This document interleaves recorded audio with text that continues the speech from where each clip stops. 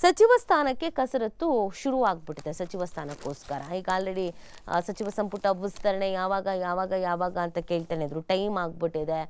3 ವರ್ಷ 1 ತಿಂಗ್ಳಿಗೆ ಮೇಲಾಗೋಯ್ತು. ಇನ್ನು ಉಳಿದಿರೋ ಸ್ವಲ್ಪ ಸಮಯ ಅಷ್ಟೇ. ಎಲೆಕ್ಷನ್ಸ್ಗಳು ಬಂತು. ಗ್ರಾಮ ಪಂಚಾಯತಿ, ತಾಲೂಕ್ ಪಂಚಾಯತಿ, ವಿಧಾನಸಭೆಗೆ ಏನು ಜಾಸ್ತಿ ದಿನಗಳಿಲ್ಲ. ಇನ್ನೂ ನೀವು ವಿಸ್ತರಣೆ ಯಾವಾಗ ಅಂತ ಅದ್ರ ಮಧ್ಯದಲ್ಲಿ ಕಸರತ್ತು ಶುರುವಾಗಿದೆ.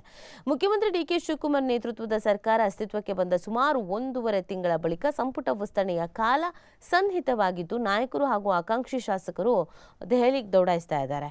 ಕಾಂಗ್ರೆಸ್ನ ಹೈಕಮಾಂಡ್ ನಿರ್ದೇಶನದ ಮೇರೆಗೆ ಶಿವಕುಮಾರ್, ಕಾಂಗ್ರೆಸ್ ಕಾರ್ಯಕಾರಿ ಸಮಿತಿ ಸದಸ್ಯ ಸಿದ್ದರಾಮಯ್ಯ, ಕೆಪಿಸಿಸಿ ಅಧ್ಯಕ್ಷ ಬಿ.ಕೆ. ಹರಿಪ್ರಸಾದ್ ಮತ್ತಿತರ ನಾಯಕರು ಬುಧವಾರ ರಾತ್ರಿ ರಾಷ್ಟ್ರ ರಾಜಧಾನಿಗೆ ಧಾವಿಸಿದ್ದಾರೆ. ಇನ್ನೊಂದು ಕಡೆಯಲ್ಲಿ ಗುರುವಾರ ಬೆಂಗಳೂರಿನಲ್ಲಿ ನಿಗದಿಯಾಗಿದ್ದ ಸಚಿವ ಸಂಪುಟ ಸಭೆ ದಿಢೀರ್ ಅಂತ ಮುಂದೂಡಿಕೆನೂ ಆಗಿದೆ.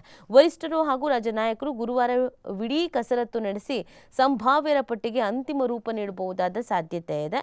ಕೇಂದ್ರ ಶಿಕ್ಷಣ ಸಚಿವ ಧರ್ಮೇಂದ್ರ ಪ್ರಧಾನ್ ರಾಜೀನಾಮೆಗೆ ಆಗ್ರಹಿಸಿ ಡೆಹ್ರಾಡೂನ್ನಲ್ಲಿ ಶುಕ್ರವಾರ ನಡೆಯಲಿರುವಂತಹ ರ್ಯಾಲಿಯಲ್ಲಿ ಲೋಕಸಭೆಯ ವಿರೋಧ ಪಕ್ಷದ ನಾಯಕ ರಾಹುಲ್ ಗಾಂಧಿ ಭಾಗಿಯಾಗಲಿದ್ದಾರೆ. ಅದಕ್ಕೂ ಮುನ್ನ ರಾಜ್ಯದ ಸಂಪುಟ ವಿಸ್ತರಣೆಯ ಅಂತಿಮ ಚಿತ್ರಣ ಹೊರಬೀಳುವಂತ ಸಂಭವ ಇದೆ.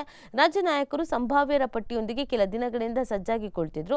ರಾಹುಲ್ ವಿದೇಶ ಪ್ರವಾಸದಲ್ಲಿದ್ದಂತ ಕಾರಣ ರಾಜ್ಯ ನಾಯಕರಿಗೆ ಹೈಕಮಾಂಡ್ನಿಂದ ಬುಲಾವ್ ಬಂದಿರಲಿಲ್ಲ.